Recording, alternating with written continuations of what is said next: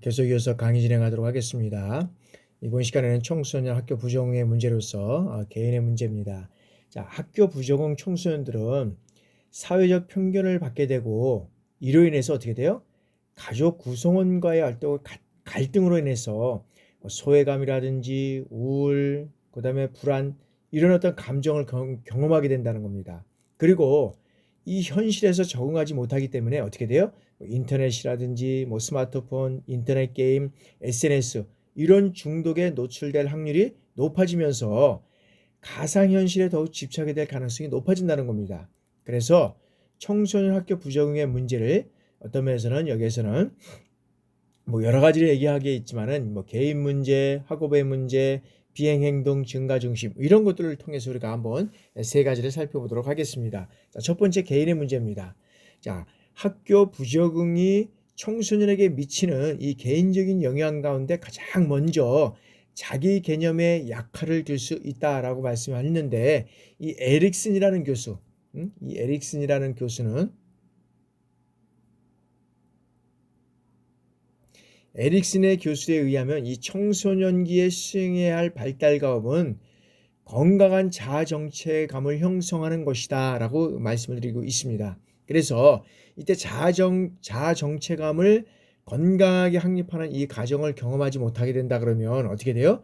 성인이 되어서도 건강한 자아 정체감을 형성하기 어렵다라고 말씀을 할 수 있습니다. 그래서 우리가 이제 사춘기 때 이런 얘기를 많이 하는데 사춘기를 예를 들어서 사춘기를 어렸을 때 이제 사춘기를 어릴 때 경험하지 못한 경우는 어린이 돼서라도 이제 어린이 되면 이 사춘기를 겪게 된다는 거죠. 근데 어릴 때 사춘기를 겪게 되면 어린이 돼서 사춘기를 겪지 않게 된다는 이러한 것들을 얘기를 하고 있습니다.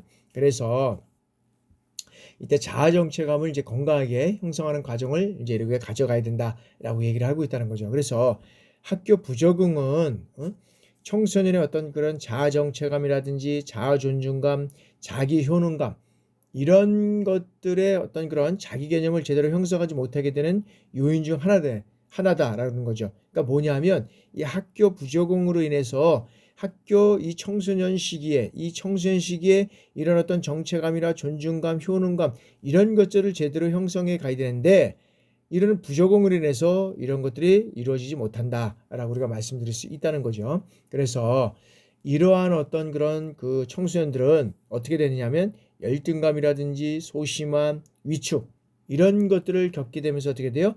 스스로를 매우 낮게 평가하거나 그와 반대로 과도하게 팽창된 자아상을 가질 수 있다는 것입니다.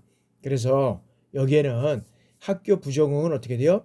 청소년의 문제 해결 능력을 저하시킨다는 겁니다. 그래서 이 청소년 시기에 청소년 시기에 바르게 학교 생활뿐만 아니라 이런 어떤 부적용을 겪지 않고 바르게 성장해 갈 때 이런 어떤 청소년으로서의 어떤 그런 문제 해결 능력 이런 능력을 어떤 면에서는 향상시킬 수 있다는 겁니다. 근데 이런 부적용으로 청소년의 부적용이 된다 그러면 이것을 저하시킬 수밖에 없다는 거죠. 그래서 이들은 어떻게 돼요? 매사에 그렇게 된다 그러면 어떻게 돼요?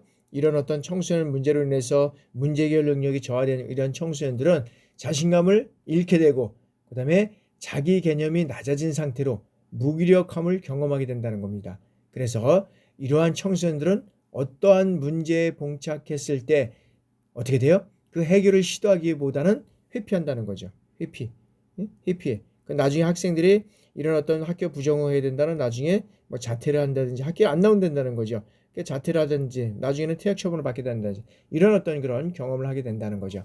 그래서 여기에서는 그래서 이런 어떤 스스로 문제를 해결할 수 있다는 어떤 이 효능감이 결여돼서 해결하려는 노력조차 하지 않는 경우가 많이 있다는 겁니다. 그래서 이들은 현실에서 부적응을 경험하기 때문에 어떻게 돼요? 무기력감을 느끼게 되고 어떠한 것도 해결할 수 없는 이러한 상태가 빠진다는 겁니다. 그래서 다 자포자기하고 어떤 면에서는 결과적으로 자포자기하고 많이 되니까 삶이 의미가 없다는 거죠. 그러다 보니까 뭐가 돼요? 자살을 하게 되고 이런 현상이 일어난다는 거죠. 그래서 현실의 어떤 면에서는 참 자아에 집중하고 가꾸기보다는 어떻게 돼요? 가상현실 속에서 자신의 어떤 거짓 자아에 대해서 더욱 집중하게 되고 부풀리게 되고 그리고 갖가지 어떤 방법을 동원하게 된다는 겁니다. 그러면 결국은 어떻게 됩니까? 현실을 왜곡하고 점차 가상현실과 실제를 구분하지 못하게 된다는 겁니다. 그래서 우리가 게임을 많이 하는 이런 어떤 인터넷 게임을 많이 하는 이런 어떤 학생들은 현상들은 어떻게 됩니까? 가상현실과 이 현실을 구분하지 못하고 있다는 겁니다. 그래서 게임을 많이 하는 학생들은 폭력적이고 그 다음에 그것을 현실 속에 들어와서 직접적으로 경험을 하고 실적으로 이런 것들을 하게 된다 그러면 가상현실 속에서 그런 것들을 경험했던 것들을 실제 우리 현실 속에서 이것들을 행하게 되는 여러 가지 어떤 폭력적인 이런 것들이 난무하게 된다는 거죠. 그래서 실적으로 보면 요즘 그 청소년들이 이런 어떤 인터넷이나 이런 것들을 통해서 많은 이런 게임들을 접하고 나다 보니까 청소년들이 어떻게 돼요? 그런 것들을 통해서 실질적으로 우리 그 동료 학생들이라든지 후배, 그 다음에 또 어른들까지 이런 현상들을 나타나게 된다는 거죠. 그래서 결과적으로 이런 학생들은 어떻게 돼요? 학교 부적응으로 인해서 신체적 영향으로 여러 가지 현상들이 나타나게 됩니다. 어떻게 나타나냐? 이런 학생들은 두통과 그다음에 복통 이런 것들을 이제 자주 호소하게 되는 거죠. 왜? 이런 어떤 스트레스를 인해서 이제 면역력이 저하가 되기 때문에 잦은 감기라든지 폭식, 거식 행동 이런 것들이 이제 행동을 할 수 있는 이러한 현상들이 이제 개인적인 문제로서 나타날 수 있다라고 우리가 이제 말씀드릴 수 있고요. 두 번째는 이제 학업 문제입니다. 그래서 학교 부적응 문제 중에서 이제는 학업 중단 청소년이 느끼는 가장 큰 어려움을 조사한 결과를 우리가 이제 보면 어떤 것이 있느냐 하면은 여기에서는 보면 이 청소년들이 조금만 이 이제 여러 그 학습 중단을 느낀 청소년들이 조금만 지도하면 어떻게 돼요? 충분히 그 어떤 수행력과 학습 능력을 발휘할 수 있는 경우가 많이 있다는 거죠. 근데 이들은 공부하는 방법을 아직 배우지 못했던가? 그다음에 어떤 목표와 동기를 발견하지 못했기 때문에 어떻게 돼요? 학교 부정형을 경험하게 된다는 거죠. 그래서 이제 그 여성가족부하고 교육부에서 이런 연구한 것들을 우리가 한번 살펴보니까 학업 중단 이후 청소년이 느끼는 가장 큰 어려움을 조사한 결과 이제 지원 부족이 18.4%, 그다음에 낮은 자존감이 12.9%, 그다음에 불규칙한 생활 태도가 12.5%, 그다음에 미래 계획이 없다는 것이 11.8% 이런 것으로 나타났다는 거죠. 그래서 실적으로 보면 여기에서 보면 이 학업 중단 이후에 또래 관계에서 이제는 뭐가 생깁니까? 단절이 생긴다는 거예요. 단절이. 응? 이 단절이 생기게. 그래서 단절이 생기면서 정서적으로 외로움을 경험하게 되고 심리적인 문제를 초래하게 된다는 겁니다. 그래서 학업 중단 후에 세웠던 계획이 실패할 경우에는 자신감을 잃게 되고 미래에 대한 어떻게 돼요? 막막한 불안감으로 여기에서는 어떤 면에서는 이 불안감을 느끼게 된다라고 이제 볼 수 있다는 거죠. 자, 다음에는 이제 비행 증가, 비행 행동 증가입니다. 그래서 자, 학교 부적응이 이런 청소년에게 미치는 이 행동적 문제로는 이제 이 비행 행동이 증가한다는 것인데 이제 우리나라의 경찰청의 경찰 백서의 2018년도의 것을 따라 보면 자, 2017년도에 소년범이 72,725명 중 여기에서 29,754, 약 40.9%가 학업을 중단한 이 학교 밖 청소년이라는 겁니다. 학교 밖 청소년. 그래서 이제 교육부나 그다음에 이제 그 교육청에서는 학교 밖 청소년에 대해서 이제 지원을 하게 됐는데 실제로 왜 지원할 수밖에 없느냐면 40% 이상이 실적으로 보면 거의 학교 밖 청소년의 이 어떤 그런 그 비행 행동을 하고 있다는 겁니다. 학교에 적응하지 못하고. 그래서 이런 학생들은 어떻게 됩니까? 가정과 학교를 벗어나서 그다음에 이 어떤 그런 청소년들은 아무래도 어떻게 돼요? 범죄의 위험에게 노출된다는 겁니다. 그리고 학교 부적응 청소년들은 어떤 퇴행이나 공격, 미성숙, 방어 성향 이런 것들을 이제 보이게 된다는 거죠. 그렇게 된다면 이들은 어떻게 돼요? 지나치게 수줍어하고 또래 관계를 맺기 힘들어하고 마치 어떻게 해요?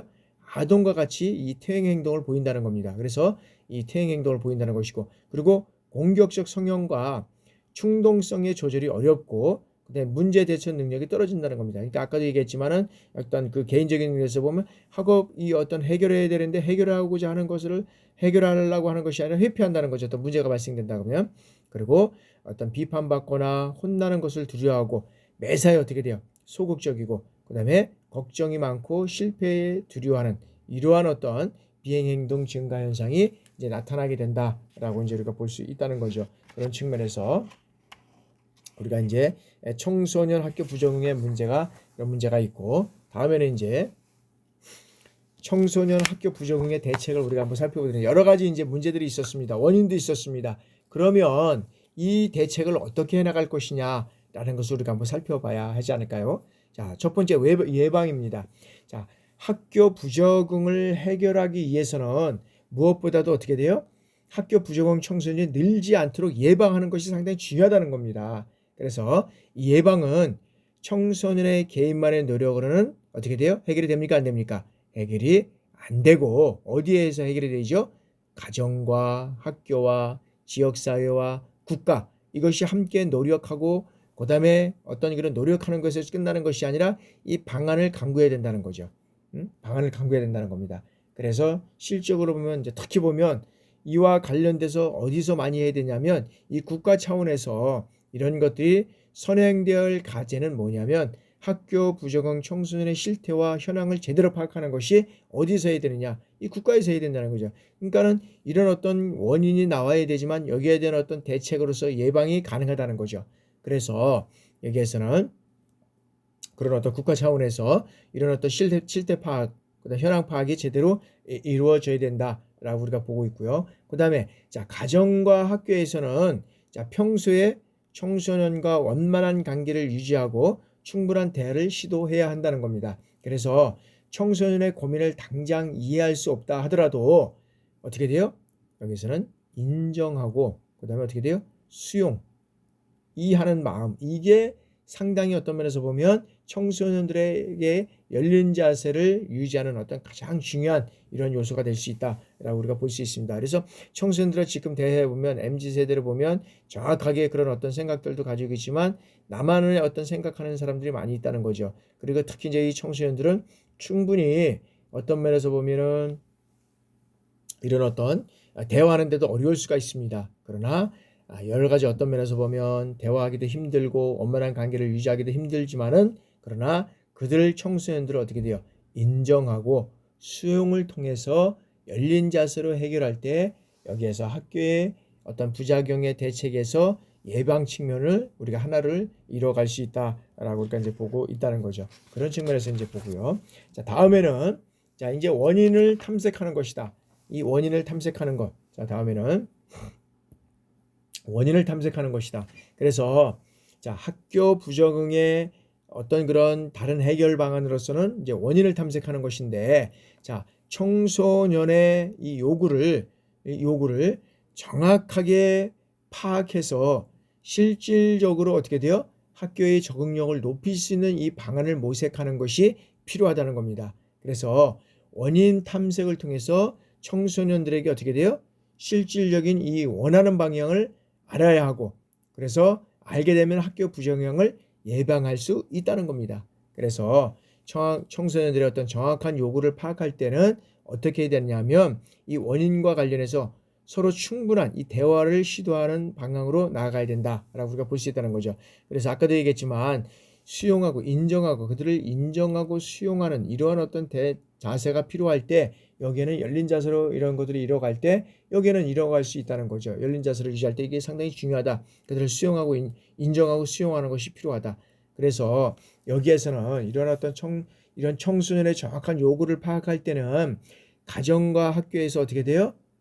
무조건적으로 이들의 의견을 흡수하는 방향이 아니라 원인과 관련해서 이 원인과 관련해서 서로 충분한 대화 시도를 해야 된다는 거죠. 그래서 이러한 과정은 어떻게 돼요? 장기적으로 진행될 수 있기 때문에 단기간에 그쳐서는 안 된다는 겁니다. 이런 것들은 원인 탐색하고 이런 거는 금방 단기간에 해결될 수 있는 것이 아니라는 거죠. 장기적으로 이런 것들이 이루어져 가야 되는 것. 그래서 이러한 과정은 장기적으로 진행될 때 이뤄간다라고 우리가 볼 수 있고요. 그래서 이때 부모나 교사, 그다음에 청소년 보호자들은 어떻게 돼요? 청소년도 함께 이 학교 부적응 문제를 해결하기 위한 협력적인 이 관계임을 인정하고 존중하는 이러한 태도를 우리가 어떤 면에서는 지녀야 한다라고 우리가 볼 수 있다는 거죠. 그러니까 실적으로 보면 학교 부적응의 문제를 해결하기 위한 어떤 당사자는 누구예요? 학생이잖아요, 학생. 그러나 학생을 서로 간에 어떤 학교, 학생, 또래 집단, 교사, 부모 그들을 인정하고 존중하는 태도 이런 것들을 함께 이루어 나갈 때 여기에서는 원인 탐색을 하고 그것을 이루어 나갈 수 있다라고 이제 볼 수가 있다는 거죠.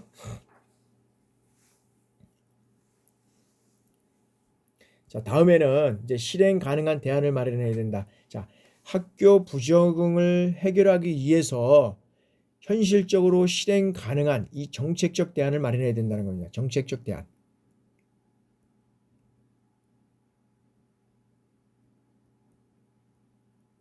어떤 예방을 하고 그 예방한 것을 원인을 탐색하고 이것도 중요하지만 그 다음에는 이제는 여기에서는 현실적으로 이 실행 가능한 정책적 대안들을 우리가 마련해야 된다는 거죠. 그 마련하는 것은 어디서 해요?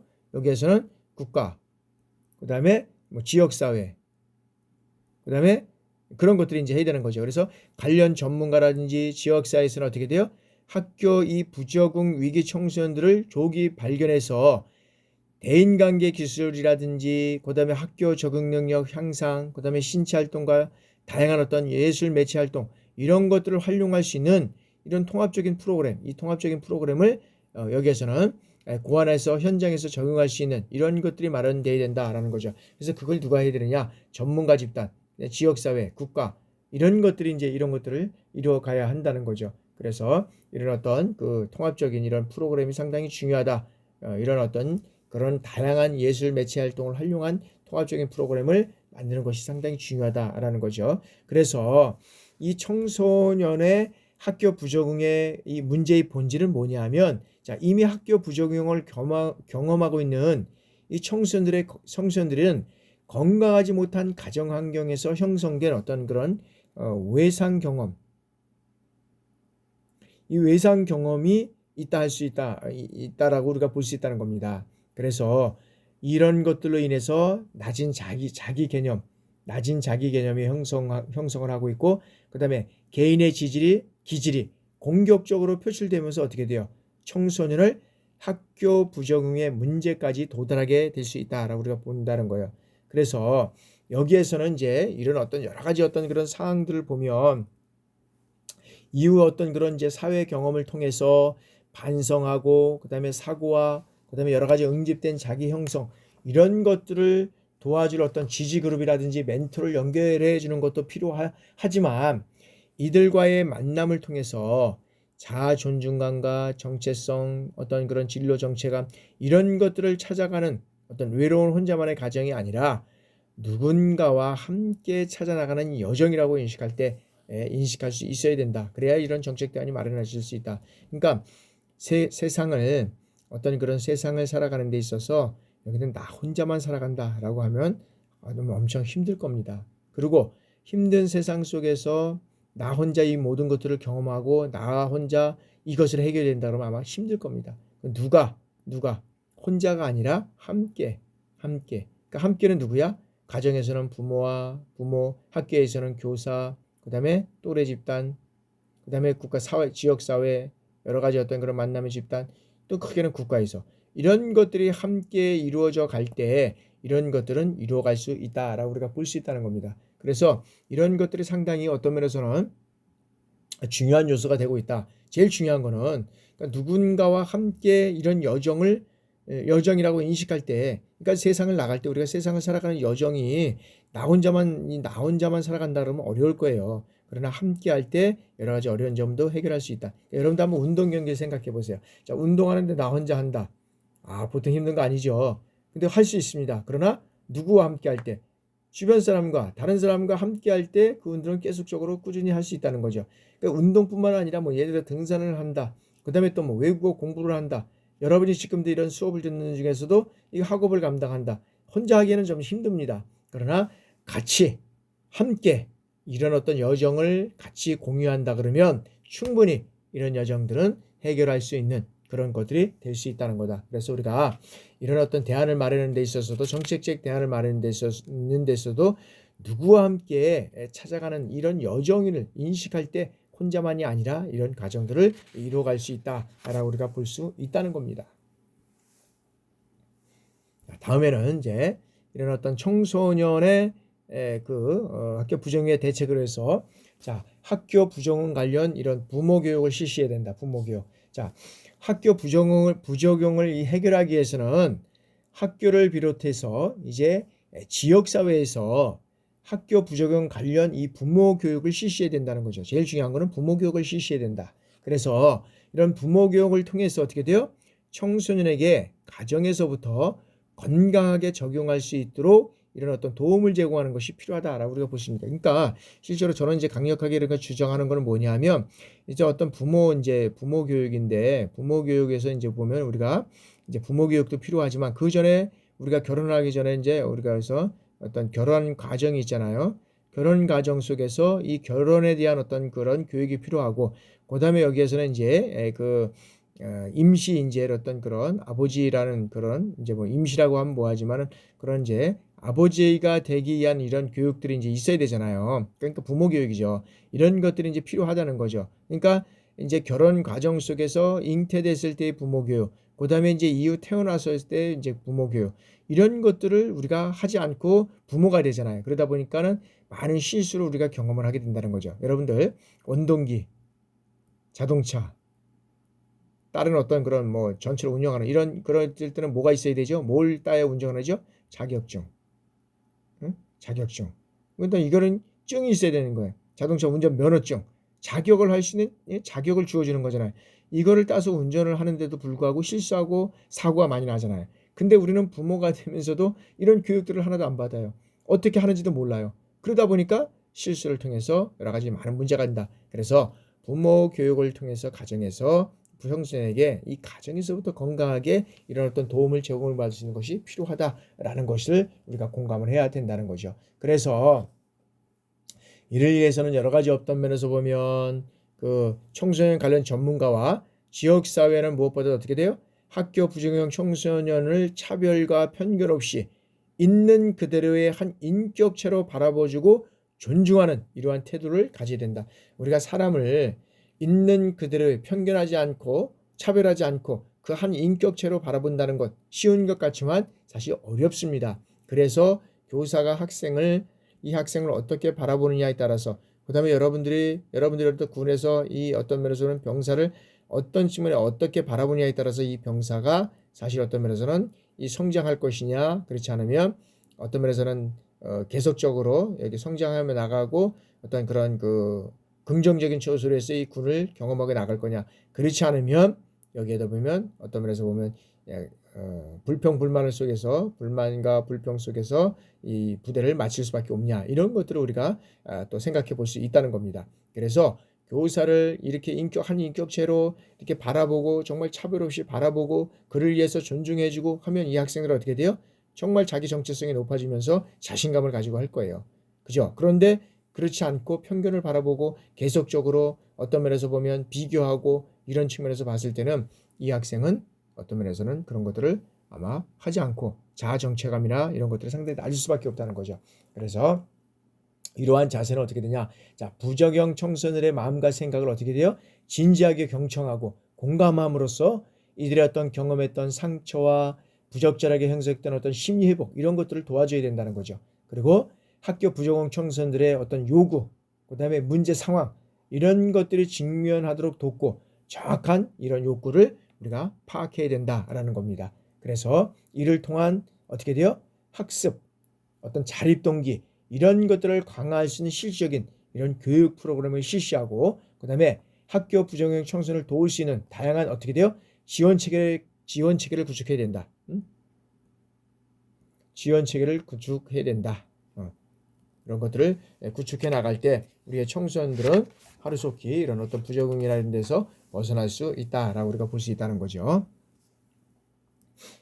다음에는 이제 청소년 학교 부정 대책에서 이제 마지막입니다. 자, 유형별 맞춤 진로 지도입니다. 자, 학교 부정형 청소년을 위한 대책을 위해서는 이제 어떤 유형별 진로 지도 이런 지도 체계를 이제 갖춰야 되는데 첫 번째는 이 학업형에게는 학력 취득을 위한 이 맞춤형 진로 지도 이것들이 이제 해야 된다는 거죠. 그래서 이런 것들이 이제 필요하고 그래서 학업형에게는 학력 취득을 위한 맞춤형 진로도 필요하고 그다음에 이제 두 번째는 이 직업형에게는 뭐냐면 이 직업형에게는 어떤 실효성 있는 직업 교육을 제공하고 그다음에 안정적인 일자리를 이제는 연계해 줘야 한다는 거죠. 그죠? 연계해 줘야 된다. 그다음에 집중형에게는 어떻게 집중형에게는 찾아가는 서비스를 통해서 자립 동기, 이런 자립 동기를 부여를 해야 된다라는 겁니다. 그리고 학교 부적용 청소년의 건강한 성장 지원을 위해서는 어떻게 돼요?